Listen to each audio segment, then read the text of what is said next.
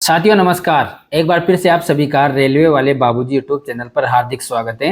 मैं दिनेश कुमार।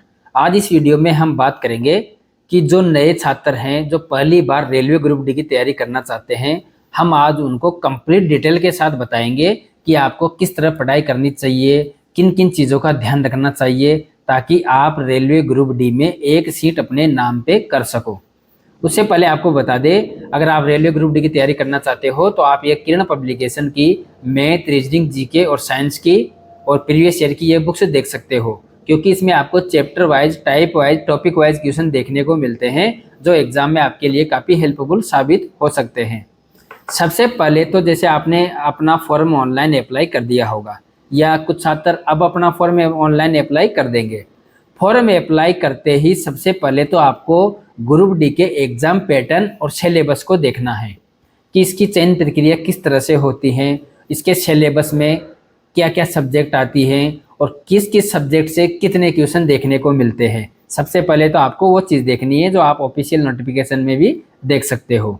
फिर उसके बाद में आपको प्रीवियस ईयर के पेपर देखना है। जो 2019 वाली जो वैकेंसी थी उसके प्रीवियस ईयर के पेपर आपको देखना है, क्योंकि उसकी जो एग्ज़ाम थी 2022 में लगी थी, तो उसके पेपर को आपको देखना है ताकि आपको उससे एक आइडिया होगा कि रेलवे ग्रुप डी में किस टाइप से पेपर पूछा जाता है, कहाँ से क्वेश्चन पूछा जाता है। क्योंकि काफ़ी सारे छात्र कमेंट करते रहते हैं, मैसेज करते रहते हैं इंस्टा पे मेरे, तो उनका सवाल रहता है कि सर हम बुक्स तो लेके आ गए, हम पढ़ाई कैसे करें, किस टाइप से क्वेश्चन आते हैं, हम मतलब किस चीज़ को कैसे याद करना है, क्योंकि जो नए छात्र हैं उनको इतना अभी आइडिया नहीं है। तो जब आप प्रीवियस ईयर की बुक्स लेकर आओगे तो उसमें आपको कंप्लीट समझ में आ जाएगा कि रेलवे ग्रुप डी में किस सब्जेक्ट से किस टाइप से क्वेश्चन पूछा जाता है। फिर आपको एक ऑनलाइन कोचिंग भी ले लेनी है। हो सकता है आप ऑफलाइन भी ले रहे हो तो ऑफलाइन ले सकते हो, बाकी ऑफलाइन काफ़ी महंगा पड़ता है और जो ऑनलाइन होता है वो काफ़ी सस्ता पड़ जाता है, क्योंकि ऑनलाइन 500, कोई 1100, 1200 रुपये में आपको ऑनलाइन कोचिंग मिल जाती है। ऑफलाइन आप लेते हो तो कि कई जगह 20,000, 15,000, 25,000 रुपये लगते हैं। तो आप ऑनलाइन कोचिंग ले सकते हो। फिर जैसे कोचिंग में जैसे आपने मैथ, रीजनिंग पढ़ा, तो मैथ रीजनिंग का कोई टॉपिक पढ़ा आपने, जैसे उधर एवरेज पढ़ लिया या कोडिंग डिकोडिंग पढ़ ली या प्रतिशत पढ़ लिया, प्रॉफिट एंड लॉस पढ़ लिया, कोई सा भी आपने एक टॉपिक कंप्लीट उधर पढ़ लिया। फिर उस टॉपिक को पढ़ने के बाद में आपके पास जो बुक्स हैं, फिर उसी बुक्स से उसी टॉपिक को पढ़ने की मतलब प्रैक्टिस करने की कोशिश कीजिए।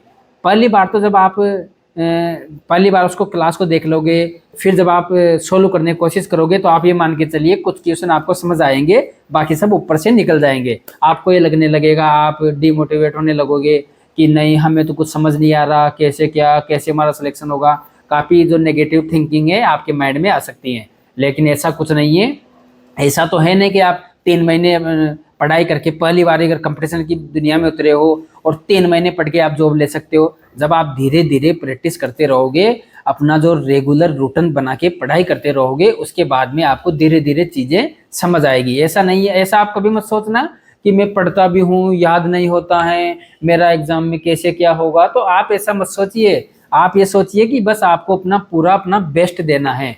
जब आप अच्छे से अपना बेस्ट दे लोगे तो इस बार अगर सिलेक्शन नहीं होता है तो अगले साल हो जाएगा, अगले साल नहीं होता तो अगले साल हो जाएगा। और काफ़ी अलग अलग वैकेंसियाँ हर रेलवे में हर साल वैकेंसी आएगी, तो आप डिमोटिवेट बिल्कुल ना हो। जैसे आपकी जब कंप्लीट तैयारी हो जाएगी ना एक बार, तो आप फिर जो भी एग्जाम दोगे आप सब क्लियर कर लोगे। इसलिए जैसे आपने उधर कोई भी टॉपिक पढ़ा तो उस टॉपिक को फिर बुक्स में से देखने की कोशिश की है।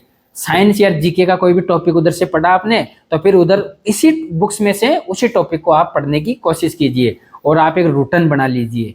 मतलब जैसे ऐसे होता है ना, जैसे कोई कोई भी लड़का या लड़की अगर 1 साल से तैयारी कर रहा है, अगर वो 10 दिन भी बुक्स को पढ़ना छोड़ देगा ना, तो उसे ऐसा लगने लगेगा जैसे मेरी बिल्कुल तैयारी नहीं है।